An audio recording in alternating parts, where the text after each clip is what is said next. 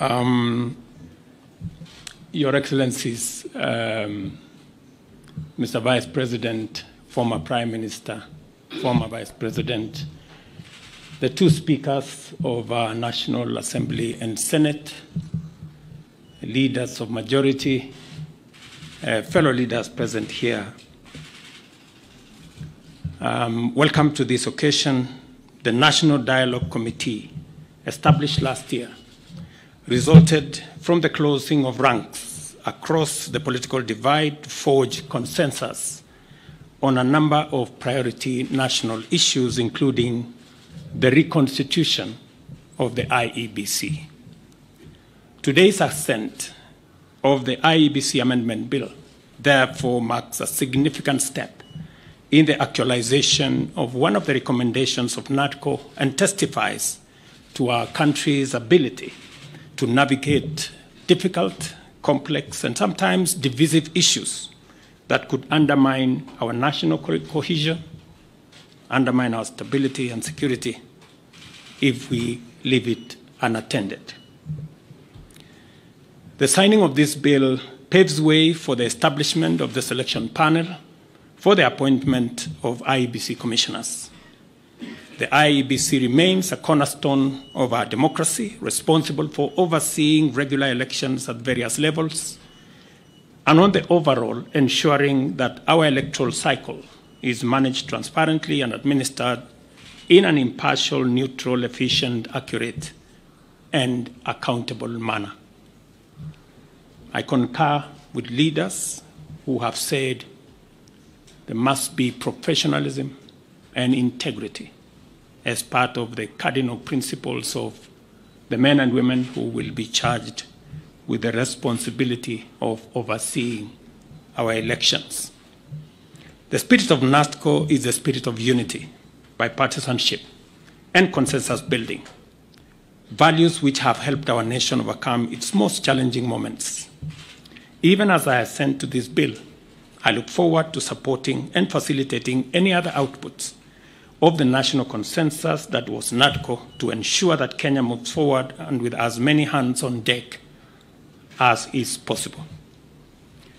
The leadership of Parliament, both on the majority and minority sides, have heard what the leaders here have said, and they should proceed with dispatch and expedite the other recommendations that are contained in the NADCO report and process the necessary bills and interventions that are necessary for us to actualize the output of that report.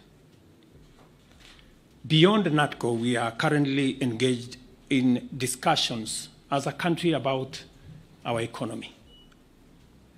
As we know, the country has faced a series of economic shocks, including COVID-19 pandemic, globally high interest rates, and devastating droughts and floods, events which have impacted negatively on our economy and our capacity to secure resources for development and to also meet our debt service obligations.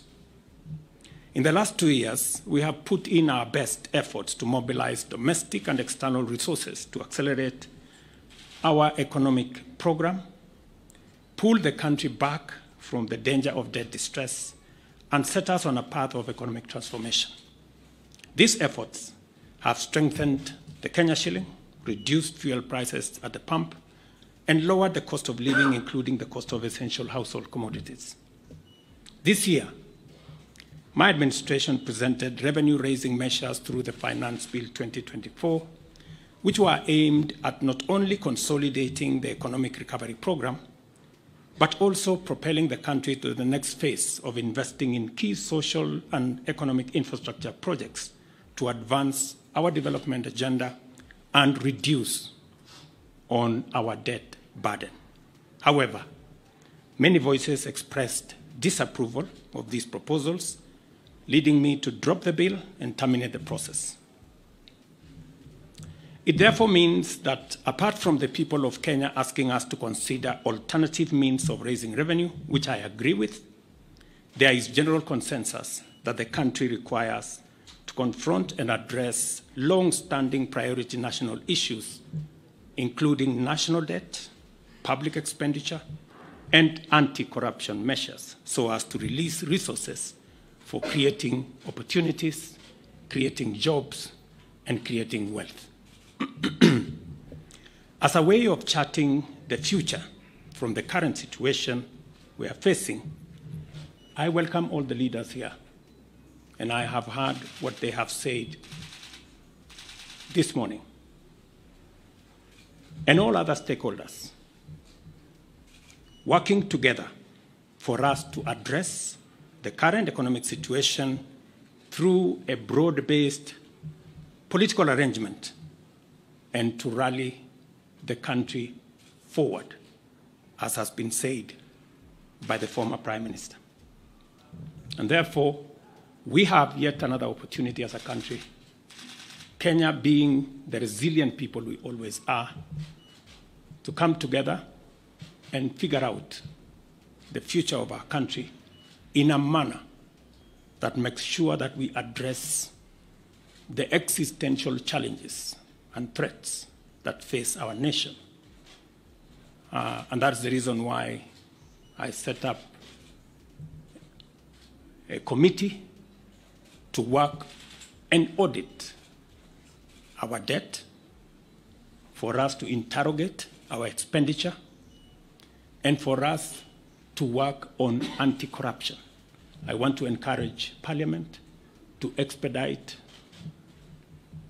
the conflict of interest bill that will support our anti-corruption measures, especially in relation to public officers. And I am hopeful that these are some of the conversations that we will be engaged in going forward. I am very confident that, as always, Kenya knows how to pull together, and leaders know how to come together in the best interest, not of individuals, not of parties, but the collective body of the Kenyan people. And I look forward to working with leaders, as I have said, going forward on a broad-based political mechanism that will see us steer the country to the future. Thank you very much to all the leaders here. Asanteni sana to the people of Kenya. Wish you well, and God bless our great country. Asante.